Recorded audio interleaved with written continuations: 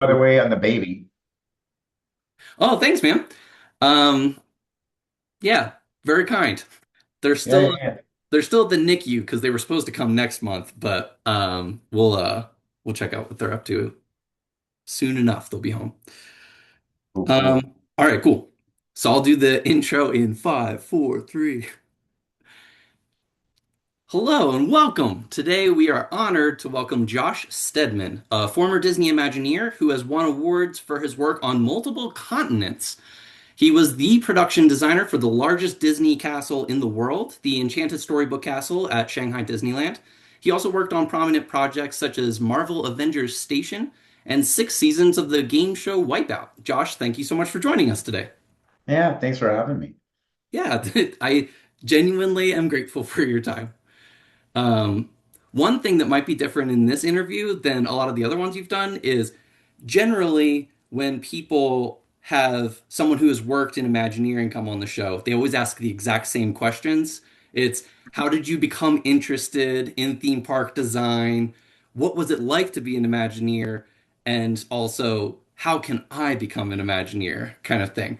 Um, Sure. I'm not going to ask you any of that this time, which probably when we look at the analytics, we'll see a steep drop off right around this timestamp of people being like, oh, beans. Ah, But there's plenty of those podcasts they can listen to. yeah, I was able to check in on a bunch of them. So if you do want to learn more about Josh's story, which is a really interesting story, going from being 6, 7 years old at Disneyland with chicken pox and Mhm. then growing up and grinding really hard for over a decade, well over a decade, including periods where you experienced homelessness, living out of your, was it a 93 Entry, yeah. Buick Century? Yeah. And then Yeah, eventually being able to meet with Bruce Vaughan and on December 12th, 2011, getting a phone call and learning that you were going to be able to work on the castle with Disney legend Doris Hardoon. So that's an exciting story for people to watch elsewhere.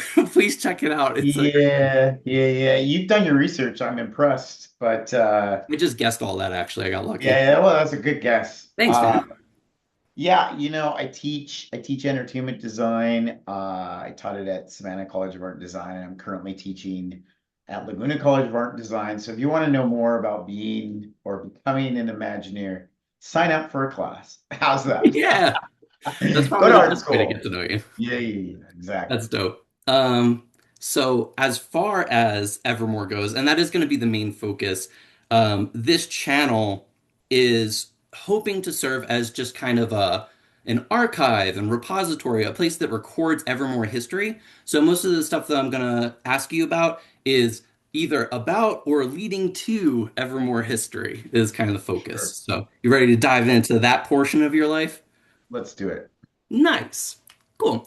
So, the time period that I guess we're starting out with the story, it's 2016. It's the year that Shanghai Disneyland opened.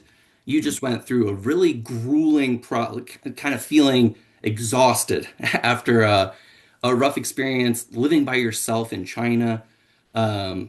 Just maybe even considering taking a step back from this line of work in general.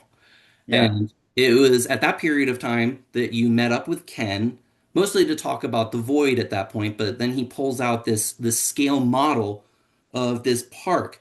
How did he kind of describe the idea for this park at that time to you? Well, so I have to say, you've got it all accurate. I actually the true story, the real version of that story is I had literally checked myself into rehab after Shanghai Disneyland. That's a whole nother podcast. So I was not healthy. You'll hear when you work within the halls of Imagineering, those projects are very difficult and grueling and strenuous, stressful.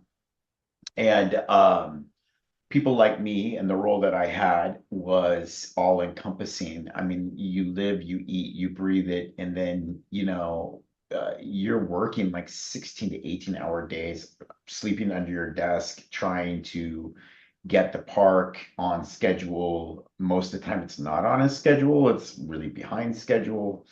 Shanghai was a unique park because it was a huge park that was opening all at once, kind of very similar to Epic Universe this last year. Only we were doing it in China. And unless you've lived in China and you understand how that works, I cannot express how difficult living in China was, at least for me. So I had just come out of rehab. Honestly, that's just the black and white truth. And um, a friend of mine sent me to Ken and was like, "You should talk to this guy." And they had done a release, a big market release, or at least it was like a newspaper article or something. It was on the news about what Ken was up to with the Void. The Void was pretty groundbreaking in its endeavors with VR, and Ken had cycled and circled back to this idea of Evermore Park. So that was fresh and it was in the news. And my friend told me just email these guys. So I did. I emailed the Void and got a hold of Ken. And Ken was like, "Come on down. I'll show you. I'll give you a tour of our office and show you around and show you some things."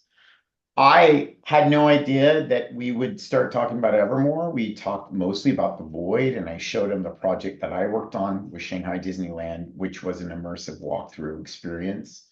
Ken was doing that with the Void and showed him some of the ins and outs of how we were accomplishing a walkthrough that was going to basically consume and take up a ton of people off the pavement and have an hourly rated capacity that was very, very high for a castle in Shanghai.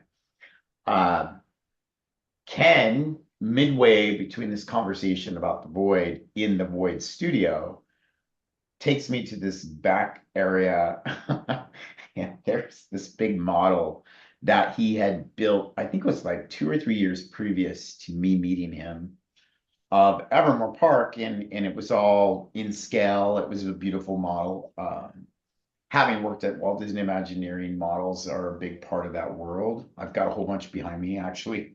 That one right there, the Bulldog Cafe, was built by Mike Bishop at Walt Disney Imagineering. So studying theater and working in television, you use scale models to communicate scale and communicate process. And they do a lot better in conveying that information than, say, a digital model. People are always wowed by digital models because they look really cool, but the reality is a lot of people don't understand the digital side of that model making or the process, how it works, don't understand its size, and they don't know how to relate a human figure to a digital model. So I always have, since I studied theater and got my master's in theater design, knew that models were the best way to communicate. Anyways, the reason why I say that, I thought it was unique and um, intelligent of Ken and his team to actually copy and mirror and mimic what Walt Disney Imagineering had been doing for years and build a giant scale model. So I was a little bit impressed with that. And Ken was like, "This is Evermore. Like, the Void's cool. The Void's really cool. This is even cooler. And someone of your experience and expertise, you would be perfect on a project like this. Let's stay in touch." So I left, first of all, battered and bruised from life before I met Ken. But when I left his studio, I was like, that seems like a cool project. Um, I will say, fast forward now to who I am in 2026, all the projects I've worked on, and having grown up enamored by themed entertainment, I'm not really enamored by themed entertainment anymore, even though I'm surrounded by all this in my studio.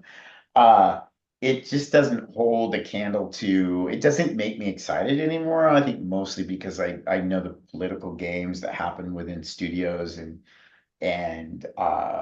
dynamics of personalities and just all the social stuff that you deal with in an office space versus the creative juice and awesomeness that everyone starts a project with.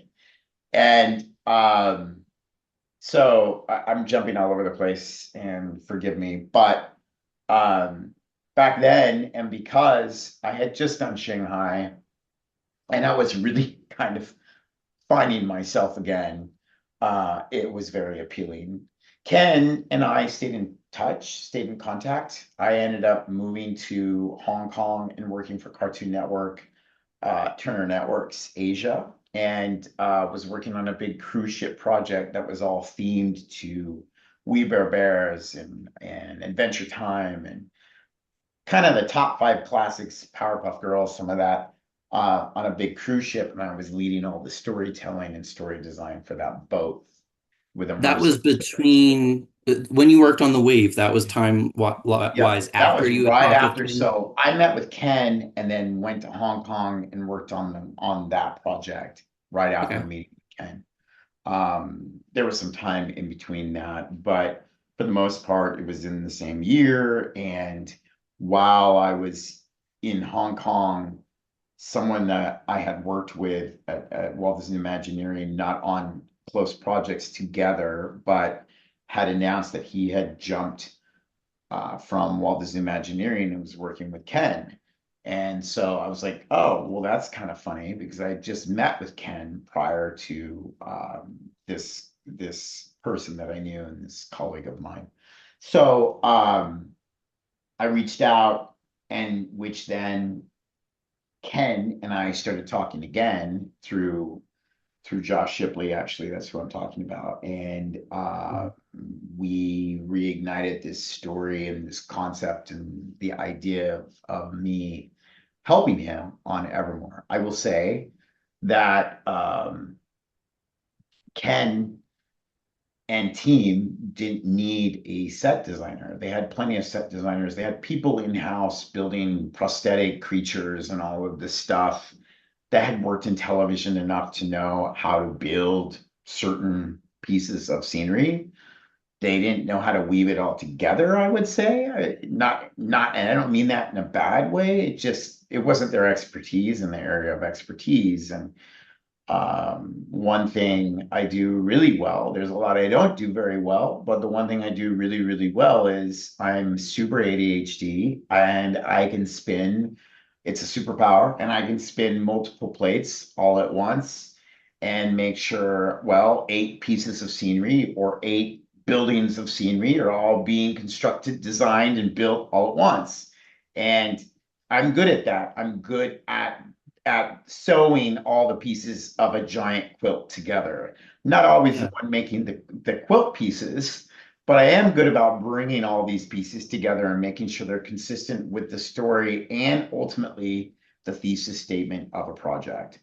The thesis Yeah. statement of that project was we are building our own version of a Dungeons and Dragons theme park by ourselves, DIY in Utah. And having gone to undergrad art school in Utah and being a gay man who left Utah very upset about living in Utah, I was like, do I really want to go back to Utah? Utah's back then, and even while we were building Evermore, wasn't the greatest place for a person like me. So I was intrigued by the whole idea of what were the possibilities of doing that type of project in the middle of nowhere, Utah. That's exciting. That touches on a lot of stuff that I wanted to talk about. Lots It's to unpack, right? Yeah. but one of the things that you mentioned is I've always been so curious about what was the idea of the park before it opened. Like that's why I was asking Hmm. when Ken showed you the model, like how did he describe it? Like was it a you just said a moment ago that it was pitched as a D&D-esque park. And I I always mean, was wondering like I interpreted it that way. I think yeah. if I could freeze time and remember what he told me was, I've been telling stories to my daughters about goblins and things, and I want to build a park based on some of these bedtime stories that he had cooked up over the years. The other part was that Ken was a big haunter, and that he had done haunts in his home and spent X amount of dollars building these big, beautiful haunts and had some success doing that and walking people through his honestly mansion that was themed out. Beautiful house, by the way, themed out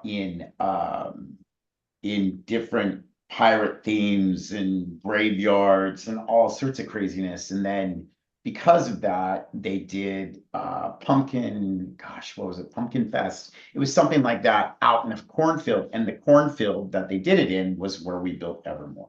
Yeah, back in 2014 when they were first. That was the first push, right? Is of trying to make Evermore happen, and then they got kind of some pushback from. Well, actually, I don't know. Do you know what happened there? Was there like a legislative thing where they're like, we're not giving permits or whatever? I don't remember. I mean, that I wasn't there with that group, which, by the way, I have to say too, is that that whole group of people, there were still some of those people in the new Evermore part 2/3. Ken had been trying to do this thing for a while. And so they were like 4 or 5 of those folks left over from that first incarnation where they built a giant, really nice double decker, triple decker convention booth at Mhm. FanX. And if anyone ever goes to FanX in Salt Lake, it's more a costume contest than it is a real comic book convention in my mind. So you can't compare FanX to San Diego Comic Con. There's no comparison in my mind. Um, so that team had built this big pub and it was really attractive. And so people in Salt Lake were like really enamored by it. I mean, it was cool. I didn't get to see that. So that was way before I met Ken. Um, which we can cut to the future later on, and I'll tell you all about how we did that again. We didn't build multi floors levels, but we were building another convention booth while we were building the park. It was my team was working on all that, but yeah. Yeah, I saw some of the stuff you drew up for that, and it looked awesome. Mm. Um, cool. I think I'm still trying to wrap my head around. One of the things that I really wanted to understand well is why why you enjoyed this project so much. You've in Mm. other interviews you've said it's like the favorite thing that you worked on. Um, Yeah, one of I'll the tell you things why. that originally, okay, yeah, well, You I want to should know just let you why? talk. Yeah, why I was it good? so you having listened to some of my interviews, like I grew up really poor, grew up on a farm in Idaho, and there's a lot of exposition to this, so I'm sorry you're gonna hear some of it. But when I moved to LA the first time, like it was on a hope and a dream, lollipop, gumdrops, rainbows, and duct tape. Like I had no familial support system. My parents at that point weren't really talking to me because I had come out. I mean, this is when you did that sort of thing. Like you're like, I am this person, right? Yeah, And and I it have was been the whole changing time. on a daily, day-to-day basis. It was who you were. So generationally, I would say, and so I was really alone. Like I was by myself trying to live, trying to survive, and it was purely survival. It wasn't an easy thing. I was lucky to have had exposure with my family as a kid when Disneyland was affordable as a kid in the 80s. Disneyland was like $20. You could go to Disneyland, right? It Is was it more not expensive now? I haven't heard anything about that. yeah, you have a home, you have a mortgage, that's the cost of Disneyland, right? So it's they priced out people from Idaho who grew up poor on a farm. Like those folks are not going to theme parks anymore, which could lead to a whole nother conversation about a lot of the people and young people I've taught are very upper middle class to upper class folks, children who want to study themed entertainment because they're the only ones being exposed to this stuff anymore. People like me, uh, I would say it was a generational rarity item from the 80s. And not rarity, I think there was a lot of us, but Disneyland used to be affordable. It's not anymore. And so regular Joe Schmo from Timbuktu, Idaho, those people aren't going to those parks. And if they are, it's because they're using their life savings to get there, which I don't agree with any of that, but I won't go down that dichotomous like rabbit hole. Um, I forget your question. Oh, yeah, yeah, yeah, my background, my story. So, I worked in television after going to graduate school. Yes, I was homeless twice. It was painful. Went through a lot to work in entertainment. By the time I got an interview with the Disney company, they had rejected me like 4 or 5 times. That's There's a lot to talk about with that one too, and I won't get into it, but I had given up on that idea and I'd given up on that dream. And I'm like, people like me, I guess, will never really make that a reality. So I gave up and I was ended up working in television. You talk about Wipeout. And so I worked on Wipeout. I was working on a concert tour with Jay-Z. I worked on Contagion movie premiere opening with Soderbergh's people in New York. I had a string, you could call it good luck. It wasn't good luck, it was just hard-earned effort. And that's when I got the interview with Bruce. If I could go back in time, if I could do it all over again, I would have interviewed with Bruce and been like, thanks, bye. Yeah, it's so interesting for me to Nice hear knowing you. that. Yeah, after seeing how this Uh, message is made, you've lost the magic a little bit. You've lost well, I the mean, the reality is like, there's so much to say. I think had I really paid attention to what the universe was telling me, I probably would have never taken that job. And I'm glad I did for certain reasons, but because I learned a lot. I learned a lot about myself, but it just was even more painful. So yes, I did the Disney gig. I did the thing. I learned a lot, but um that's where I ended up finding Evermore. This is the end of the question. I'm sorry, I'm relaying. I'm coming full circle now, and I I'm repeating myself while I'm saying it out loud. When I met Ken, he was just very sincere, and I had been really beaten up after years of following this crazy dream and going down that rabbit hole. And I think and making it happen. So like proud of myself for never giving up. Because I did make it happen and I did it with my own portfolio and I didn't sell my soul to the Hollywood Satanists, right? To make it happen. Um, but in the process, meeting Ken after building Shanghai Disneyland, I was like, this seems like a really genuine person and I could feel his passion. And for someone who had been super beaten up in China building Shanghai Disneyland, that passion sang to me.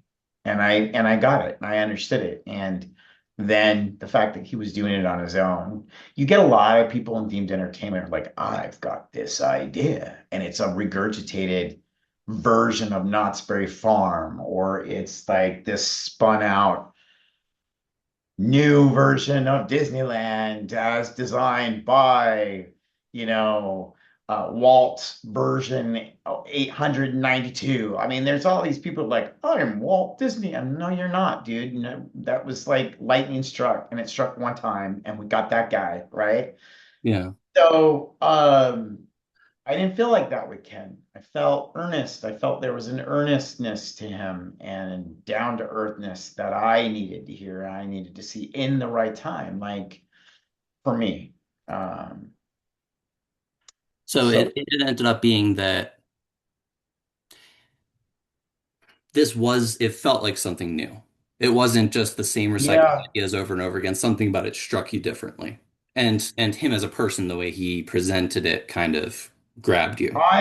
the other thing is too, and I think because of Ken's sincerity for me, um, I had all felt like I had done my career and I was done with it. I was done with theme parks. I was done with theme parks back then. So, walking away from what I learned in Shanghai and what I went through on that project, I, for myself, was like, no, never again, not doing this ever again. Which I ended up doing it again. Like, lessons have to be taught a few times. But I'm glad I got to do it on Evermore. And, you listen to all these videos with Jenny Nicholson and all these other folks that bash it and they crucify it. I couldn't disagree more with their opinions, and the reason why is because people like Ken are ballsy to me. They're crazy. They're crazy. They're also freaking ballsy. Like, he did something most people are so afraid to do by today's standards. Um, and I think a lot of that, I don't know, call it the Howard Hughes mind of who he is, as I'm wearing my Rocketeer shirt, but um, there was something that appealed to me about it, and I think most of it was I just felt like Ken was very genuine. Nice. Yeah, I wasn't gonna bring up the videos and stuff, but there's Too late, I there, did it. it happened.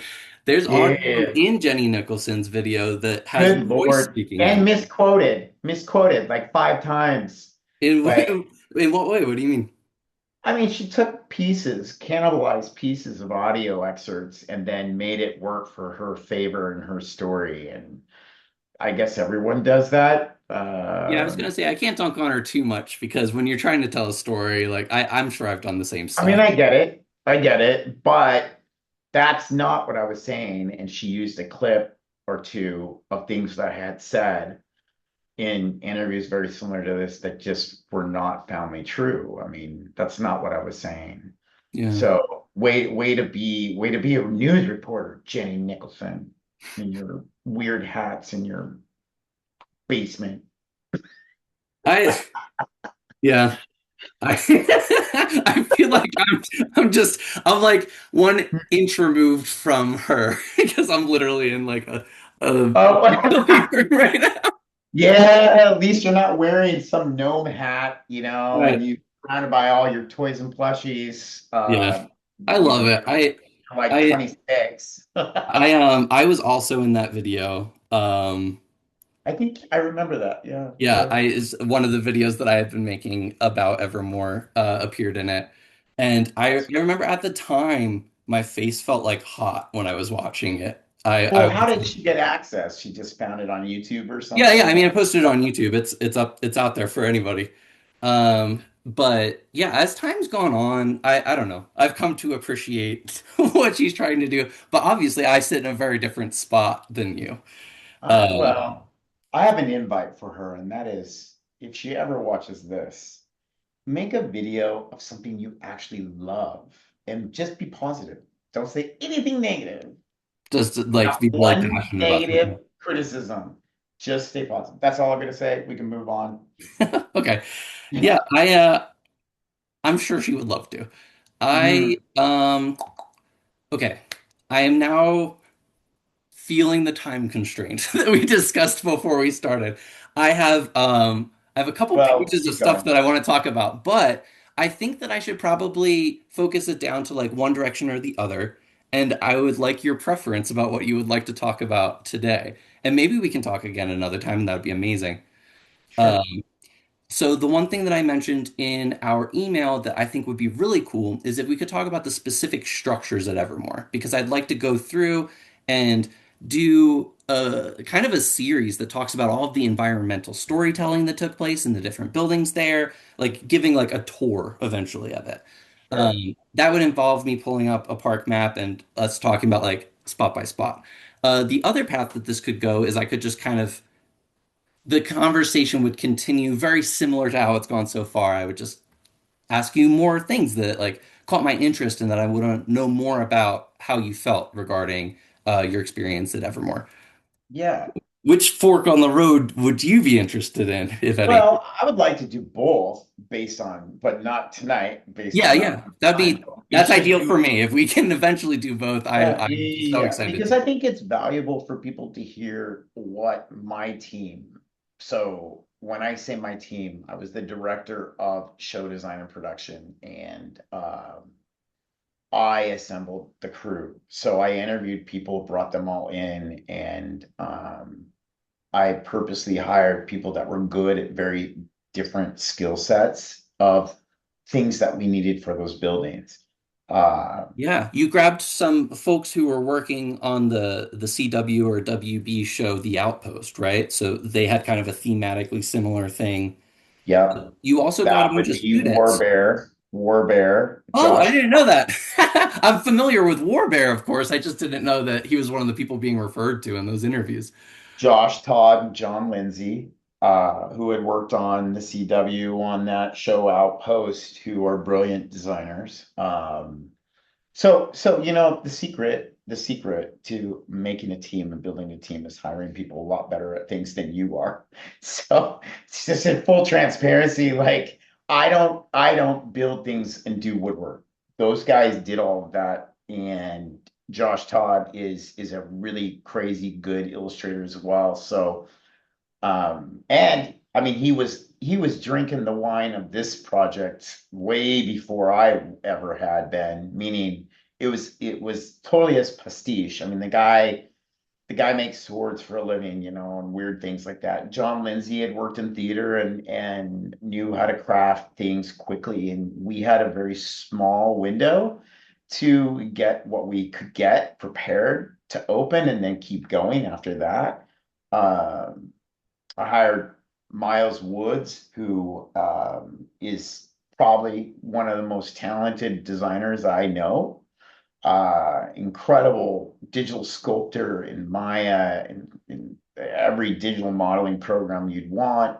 Plus, he was a haunt designer and he knew haunts, which was a big part of what we were trying to do.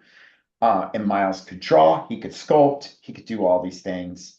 Miles was already working for Ken. I just moved him into my department with his permission. I was like, you want to just come work with me? And all these guys, by the way, I have no problem admitting all of them are much better designers than I am. Well, And that was that's the point. I'm sorry. That was That's the a thread point, that I've right? seen through your career is that you are willing to learn from people and work with people who are really like that's a Not really always, but yes. I'm not trying to say like, oh, like, yeah, like there's always these people around that are better. I just mean, I think that working with other people is a strength that you have. And maybe that's why the cutthroat nature of the industry has kind of like rubbed you the wrong way over time, is because it's not Well, yeah. cooperative. But I will say, I will admit this on this video, is that some people would probably say I was a nightmare to work with on Evermore Park, but it was, I will say, in a little bit in my defense, it was a nightmare project. It was the best and worst project that we all went through and experienced. I think it got a little crazy and people got crazy and but in the good times, it was the greatest project I've ever worked on. It was so much fun. Like it was a two-sided coin, right? So, yeah, if it makes you uh, feel any more comfortable, the one of the main reasons I reached out to you is I did one of these interviews with Ben Woodruff, who's over the animals at the park. Ben, sweetheart. Yeah, good old Ben. Yeah. He mentioned you, I think you came up 3 times in the interview, and it was always along the side of, even though you were the director of show design, you had kind of this, um, what could have become a siloed responsibility.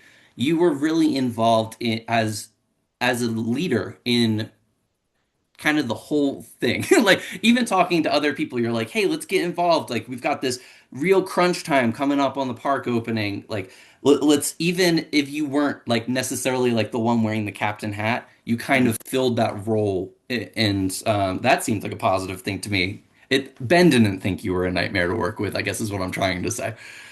But Um, Ben, I love Ben. And Ben, I always felt bad. Ben wanted me to do a bunch of show design to his glass building that he had animals in with the birds. And I'm like, Ben, I don't have freaking time, man. So Ben took it upon himself to paint pictures in the windows and all of this. Ben is just a kind-hearted, good person, good soul. So shout out to Ben. yeah, And thanks. I'm glad that Ben would say that. I learned a lot on Evermore. I think what I learned the most was, um, you repeat certain patterns in your life sometimes. And I think, um, I, gosh, how do I even say it? I'm trying to be as diplomatic as possible. I think, all I wanted to do was a good job, and I wanted to protect my team. And I think that was everyone's goal. Also, I will say this, and I think it's a motto to live by, and it's something you're taught in visual art school. So I'm a huge proponent of people getting their education and going to school, because there's things that you will be taught from art professors and design professors that are there to be your Obi-Wan Kenobi in ways that you can't find these people anywhere else, right? So you are paying for them, right? So, and you go to art school, by the way, to find those people. It's not about the student, it's about the professors you're going to study with because they are the mentors and they mentor you if you're willing to be mentored, right? Um, that is, the client cuts the contract. Well, they work with you on a contract. They cut your check. And one thing I've learned in art school was, sometimes clients can be real pieces of crap, right? Um, but you always never burn your client. You just don't burn the client. You don't burn the person cutting the check. So, you try not to. And every artist learns over time. Sometimes they get in arguments with the client, blah blah blah. Ken was the client. It wasn't any other member of the leadership team. It was Ken. And people get all mad at me, all they want, and throw a fit. But you would never argue with Bob Iger or Josh tomorrow. Like, damn you! Like, why would you ever do that? That's not what you do. So, Yeah. uh, a lot of people would disagree, I think, on that project with me, but I supported Ken and I still support Ken. I think he's awesome and he's a dear friend. And the guy tried to he built something cool. And there were a lot of people who loved it. No one's perfect. We all have weird little isms, as we call them, autisms. And I say that because I'm very, very Asperger's and ADHD and all the things. So, um, you don't burn the person cutting the check, and you don't listen to other outside influences that come in that really have no right to have an opinion. That's all I'm gonna say. That's all. And It's like a Pandora's box they don't want to open up. gotcha for So, sure. And I've heard you talk about like that concept before, that you were there to help realize Ken's vision. And you were there as the director of show design. And being a production designer is, like you said before, kind of weaving the threads together to tell a story with the environment, to have it be like cohesive and consistent, that it's all part of one whole. And you mentioned that there were a lot of talented people making the little tiles of the quilt, but when you were trying to take the story that Ken pitched and have it be that there was a consistent theme throughout the park. What was your main focus? Like, what was the main thing you were trying to have be everywhere that you were approaching it? also, we sat in on one of the very first meetings that I was a part of was we were trying to thread Ken's stories because they were all in the same family of storytelling, but we were trying to make them make sense. And Ken's daughter was working with us, and she's a writer, she's very talented. And I said to her, I go, we need to name things. We need to come up with a naming session. So Josh Shipley and I set up a meeting, and it was all about naming the lands. Like Disneyland had lands with names so that they could take on a theme and a personality. And I strongly believe that when you give something a name, it takes on a personality and a spirit of something. So we had these buildings that were being built. Not all of them were themed. Actually, none of them had interior designs. So they were all just empty buildings. Ken had ideas. So we sat in a room and we're like, okay, what's this tavern? It can't just be a tavern. It's got to have something else to it. What's the story behind it? Do people start there? And so we wove this thread throughout Evermore Village, which at the time was all the buildings on the outskirts of this. How many acres was it? 11 acres, something like that. I don't even remember. Of Yeah. this village. I I think I should pull up the map actually. We could talk about it a little bit. Sure. Um, because you're talking Okay, about the so I just out. have to say one thing. Just have to say one thing. There Okay, is I'll zoom out a little bit for this. Hold on. This is the Evermore Park map, and then yes, go on. yes. Josh Shipley and I hired a guy named Dustin. I think it was Dustin. Dustin or Devin. I don't know. He's on my Facebook. I gotta look him up, but he's a talented children's book illustrator. And we made a Disneyland style map that was epic. It wasn't going to work as a handout for guests in the park because it wasn't exactly legible, but it was a beautiful map, and I have it. Do you want me to get it and show you? I'll Oh hold no, I it in. mean we're good. If this Yeah, is the Evermore Park map, would you say this is the real Evermore that's the Park? map. There you go. Thank you. Oh my gosh, you have it. Yeah, well this one's Let's not use super good this one as quality. a reference. Yeah, so the reason why I hate that other map is because um I had some interns working on this park that I hired. I picked them out of art school. And they were Yeah. very talented, but one of them went really AWOL on me, started doing her own thing. And next thing I know, she's working with the acting department and they're telling her exactly what they needed and all these things. And I'm like, whoa, whoa, whoa, whoa, whoa, what's going on here? So Is that where this I came see from? the value in this. I see the value in this, but the original map, that black and white one, that's all pen and ink, has all the original conceit to the park. So we want to zoom into it real fast. Yeah. It's super grainy, the copy I have. This isn't an original, it's just a screenshot or Right. something. Well, yeah, but you're pretty close on its detail. I mean, it was a very it's a detailed map. So um there is the copper confection. So if you want to scroll down real fast, the barn and the gates, the opening gates, right?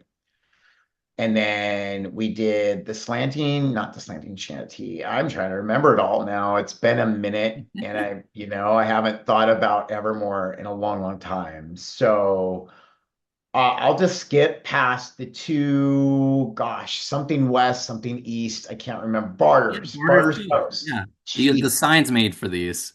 Yeah. So Barter's Post, east and west. Then that big lake in the middle, which was going to have a big water fountain show. And the cupola there in the center, which was a performing arts venue. The whole idea was This? we were going to have concerts, performing artists, bands, rock musicians play at that dead center spoke right there. The two areas, Barter's Post, were bathrooms and was concessions, and that was what we opened with. We had those opened when we opened the park. The copper confection was Ken kept telling me about this candy palace that he wanted to do. Palace isn't the right word, but a candy cottage. And so we did the copper confection, which after I left, the team outfitted and did the interior fit out. We did the glass windows in that space to help tell the story. Ken actually designed the windows in that building. The next building up was the glass house, which what did we call that? That ended up being Ben's birdhouse. Yeah, I mean, Where is um, it? so on this one, it's not labeled on the bottom, but And I can't the remember. ah,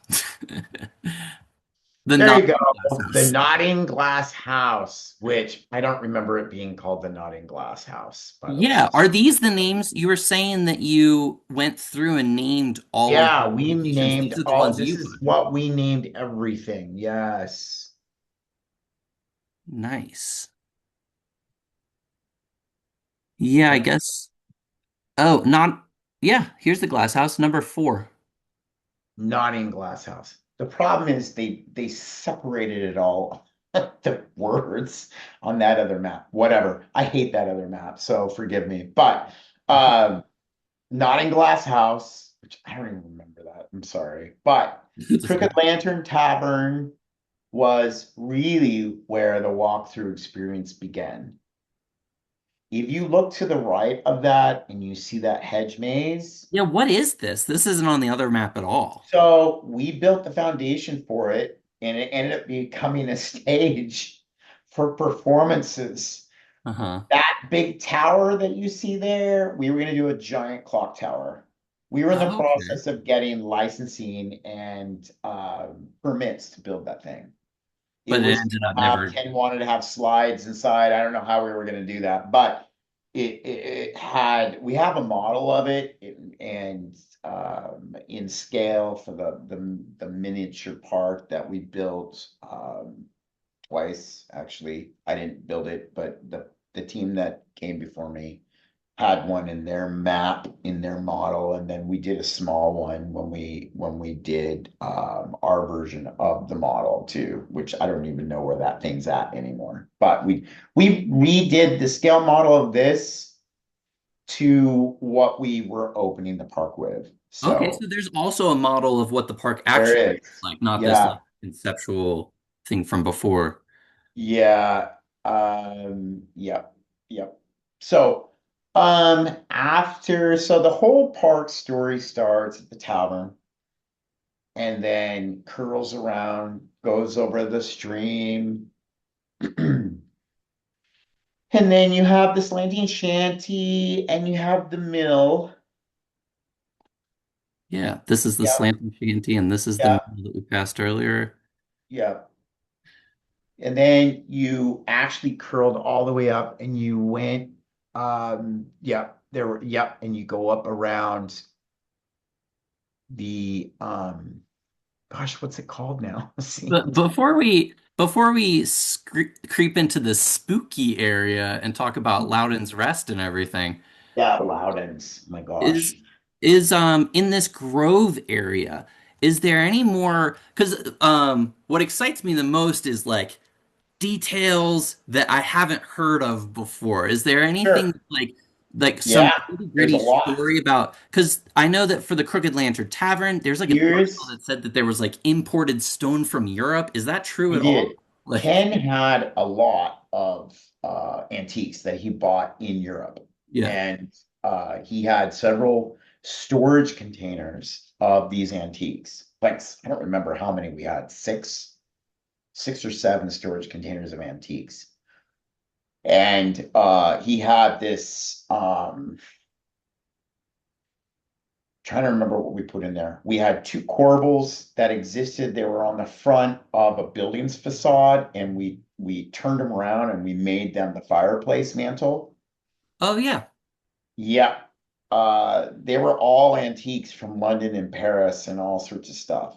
I will tell you about the Crooked Lantern real fast. Miles Woods and I laid out um the floor plan of that tavern. And at the time, in all of Utah, if not Utah County, anyways, was the longest wood bar top in the county, was in Yeah. that tavern. We didn't have, it was not plumbed. In other words, we didn't have running water in the tavern at the time. Well, I The heard that they hooked it up weird, right? Like the plumbing came on the wrong side of the There's so building. much to say. There's so much to say. I'm not going to get into it.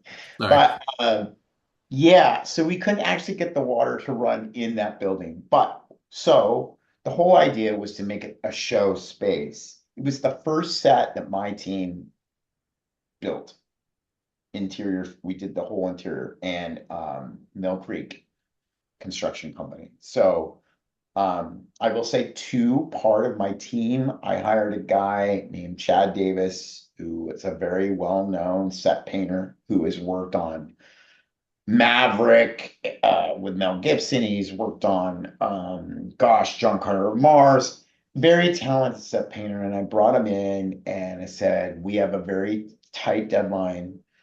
And here's what the buildings. Could you paint these things? And so that guy was a madman and worked around the clock. And he used techniques that I've only seen on television sets to really bring something to life. That guy was painting everything in all the buildings in He a was cherry painting the picker, interiors of all the different sets. interior and exterior. He was aging the roof lines. He was Yeah. aging doors. He was a madman, crazy talented fella. And so Chad went in. We were on top of each other, basically trying to get that space, getting the floor stained, getting the walls painted, getting all the aging put in, putting in the antiques. Warbear and John Lindsay did all the interior decoration in that space. They were collecting bottles from every DI and savers we could possibly find in the valley and Yeah. antique shops. Um, and then Miles and I purposely, I told Miles in television, there's this thing called a wild wall, and it's what you use. You design a wall to fly out. So the wall can move out, so you can put a camera there and you can film from one side, especially if it's a left to right set, which that was a left to right set. So if actors, you think about it like a stage, like a proscenium stage, actors would come in one entrance and the door was literally across from each other. So entrance and exit were parallel, right? Um, so I'm like, oh, this is perfect. We can put a wild wall in here. So I showed Miles what a wild wall was, and Miles built a digital model, which is what has circulated all over the place. I was designing the look and the feel of what the bar, I was drafting everything like old theater style because to me that's valuable before anyone takes it to digital models. So Miles and I worked hand in hand designing the interior of that space. We had antiques that were funeral carts. True story. You would like put a dead body on this cart and pull it around. We didn't know what to do with them, so we turned them into tables. So John Hmm. Lindsay and Oh Warner gosh. turned those things into tables. The ones that have like the metal rivets that go all the way across, that's a funeral cart, is why There it's were like. funeral carts and they were animal carts. They would put dead slaughtered animals on those things and carry them around. So I'm like, oh, that's perfect. Let's turn them into tables. Um, Now we're cooking with gas, by the way, because that's something I never knew about, even though I've ripped multiple pairs of pants on those metal rivets on those tables. So let me tell you some more stuff. I had a very talented intern named Daniel Poland from BYU. I Mhm. recruited he and Megan Peterson from BYU. They were students, art school students. Yeah. That so I called up my old professors and I was like, "You got students? Send them to me." So they sent me these two kids that were very, very talented. And I had Daniel design all the fireplace grills. And I said, Daniel, your assignment, because he was very good in Adobe Illustrator, I said, you work vector. So I want you to design all the ironwork in the whole part. So So that for stuff was me, original. That wasn't antiques like the ones that have the dragons and no, stuff. we cut those. That was We cut neat. those in sheets of metal and used them for every fireplace grill throughout the entire park. And each fireplace grill told a different story of the building. That's the shit no one talks about. So Yeah. I'm glad we're finally cooking with real Yeah. fire. I'm excited to And this is the hear about stuff. that stuff. No, this is this. I have to tell you, this you can cut out all the other bullshit because no one really cares about any of that historic stuff going on. We care, but like, So this stuff with the scenery stuff is like I had my team, so I got John Lindsay and I got Warbear building sets and collecting bottles, making fake labels. I had Daniel, my intern, who was 22, just got home from a Mormon mission, designing in vector all the fireplace grills for all the buildings, and they all had to tell a story of each building. There you go. With dragons. Each symbol on there is a Celtic design that had purpose. So when we were talking about all the factions of storytelling and the Longbows or the Blood Brothers, whatever they're called, I don't even remember. All of this represented some of that stuff with those factions. So we were trying to bury as much of that storytelling visually as we possibly could. And that's show design 101. Show design is you are designing the show, you are telling all the multi layers of an onion of what that show represents. It's theater design 101. This is what I learned by getting my master's degree. Yes, yes, I have some stripes. Yes, for Plenty of getting bona a master's fides. degree in theater and being trained by an Emmy and Academy Award winning theater designer. Because theater tells stories through layers. Actors don't care. Maybe the audience doesn't even care. But on a stage, that layer of information registers semi-consciously, subconsciously, whatever you want to say. So I knew that going into this project, and I had all these people doing different layers of the onion. River Wild and Jess Curtis, they were doing all my graphics, tons of graphics. And I had a sign vendor that was very talented, and they hired a seamstress in Vegas that made showgirl costumes to make the banners inside that tavern. They were made by a showgirl costume seamstress with actual gold thread, like gold. Um, I mean, this is the detail we wanted. Yeah, there you go. Oh, Yeah, the gold thread up there, the gold tassels, some of that stuff. man. Um, it was we were doing a lot to really make this work, and yeah, those things were not cheap, by the way, even though you're like, whatever, it's a freaking banner. No, I mean it's if it's any comfort to you, most of this stuff is still around. Even the really long wooden bar in the Crooked Lantern Tavern and these guys, I believe, they got picked up by the individual who was the CEO during the park's closing, and it's still like on display if you want to go look at it. He's got Where? it. It's in a warehouse up in like South Salt Lake. Really? Um, So that was the thing, man. We like that piece of wood that was on the bar was so expensive. And I walk in and I got an actor with a real metal stein in character smacking the top of the bar. The top of the bar alone cost like 20K. I mean, yeah. in Utah money, that was a lot of money. More than that, actually, because they had to stain it, they had to cut it, all this. I'm like, bro, the freaking A are you doing? Stop. Don't ruin the. Like I'm policing the actors to not destroy this world that they're living in, right? So, man, it used to drive me freaking crazy.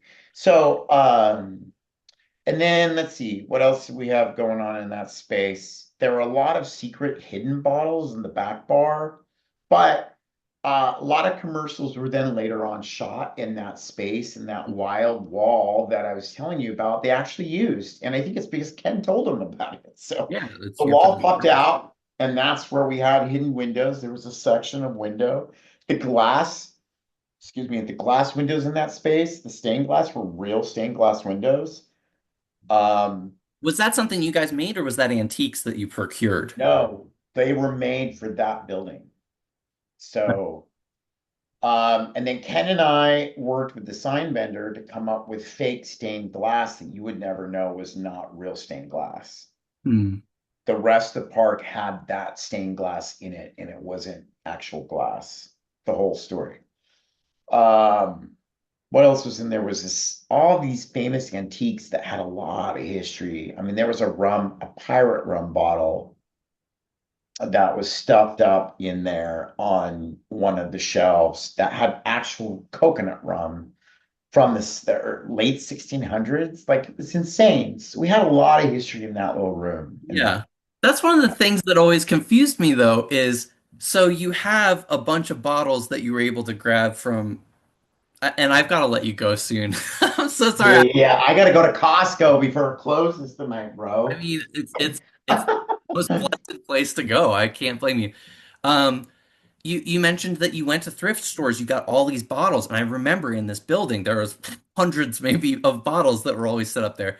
And then one of them is just from the 1600s. Like, how do you tell them apart? How do you know which one's a genuine? We were hiding them. The problem is I'm gonna totally piss a bunch of people off by saying this, and I don't really care. After our team of designers and actors, um, there was a crew brought in, and they were just wild banshees running amok in this park, and they raided because they all got laid off. This was And we the were one that was like, always on the verge of closure. You got to understand, like Evermore was hanging on by the skin of its teeth, right? So it's a miracle it lasted 6 years. So uh, those dipshits went in to a lot of these set pieces and stole whatever they could get, took it home. So, that's the thing. Utah's an interesting place, and I'm gonna totally take this opportunity and rip Utah because there are all these folks in Utah that um, love being associated with creative projects like Evermore, but then they turn on it and they hate on it too. It's a very interesting dichotomy group of people, and it doesn't change. It's not just Evermore. Having worked in theater in the theater community in Salt Lake City and Utah County, uh, they're not very loyal to any cause. So, uh, and it's the only place I've ever discovered it like that. And it's this weird leftover pioneer cowboy culture, like screw you. Blah. kind of Whereas an eye for an eye. LA, in the real industries of Hollywood and working in television and working on Broadway and stuff like that, people don't do stuff like that. There's a respect for the arts and there's a respect for the culture and not just living it vicariously or sidelined and doing weird stuff. And so, and I'm sure I'm gonna get a ton of hate mail or whatever. I don't really give a shit because the thing is, I learned that firsthand doing this park in Utah. The other problem with that is I said to Ken one day, and hopefully Ken doesn't get mad at me for saying this. I said, Ken, well, I don't think it's very smart to build a park in your backyard with all your neighbors or Yeah, around. a little too intertwined work and personal. It's too, people are too, they're too close to the poles in a place like Utah. Everyone knows everyone, you know, and it's just not a healthy situation. So when things were going down and I kept hearing about props disappearing and stuff like that, man, I just was like, well, I saw it coming. I saw it coming when we were actually designing and decorating and propping out these buildings because there's just a huge lack of respect for the arts. That's all I'm going to say. They Yeah, don't disagree with me, but then I would invite them, all those cowpoke, go to LA, work in Hollywood, go to New York, live in New York, try and live longer than 2 years, 2 years plus, and actually do that thing because they don't do it because they're too comfortable. They live at home, they've got, kids and a husband and a wife and all these people making money and blah blah blah and survival, and I get it. But like in the industry of the creative arts, there's a little bit more respect, is what I'm getting at. So gotcha.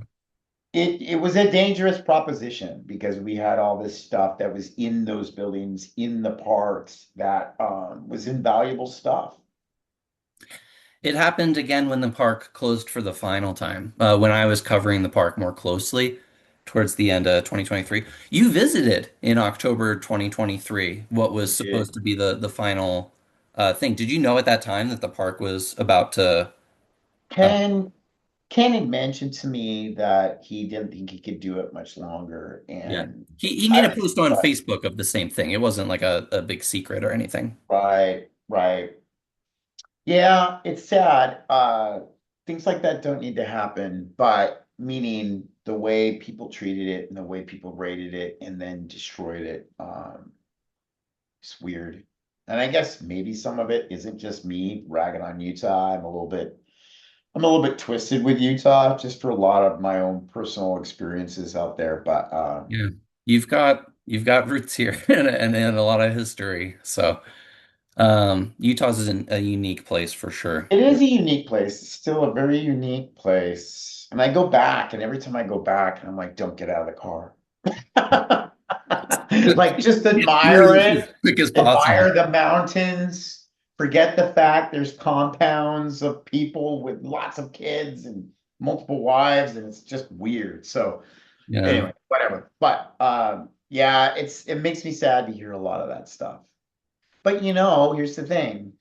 Um, People need very clear boundary lines and very clear rules and legal agreements. Like right? Like Disney Yeah. has them, Disney knows, and they have managers everywhere in a Disney theme park. I know. I've worked in two of them. I worked at Disneyland and Disney World when it was still Disney MGM Studios back in the day, Disney Studios, whatever they're calling it, Hollywood Studios now. But um, yeah, hopefully I haven't, never mind. I was going to say, hopefully I haven't offended you or offended anyone listening, but I hope they are offended by some of what I've said If they because if it they need to means be. something to me. It meant something to me back then, and it still does. Like, I cared about that place. I think we all did.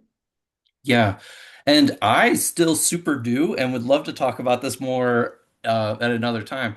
But as you're mentioning about like it's important for us to have boundaries, you did say that I should let you go quite a while ago. I So gotta get a I think I will cocktail, let you go bro. I now. think So, it's closing pretty yeah, I soon. don't want you to miss it. I feel All terrible. right. Talk. So Let's set I up another call, bro, and we can go through more of the buildings it'd and be it'd be so cool if I mean I already learned so much stuff I didn't know about even we got into one building to be honest with you. So it'd be really cool to talk again. for Um but yeah, I'll let you go for now. Good luck. I hope I didn't make you late or anything. no, I'm good, man. Okay, till next time. Yeah, yeah, hopefully. I'll send you an email to see when it works for you and everything. Perfect. I love it. Thanks again. Right, sir. Bye.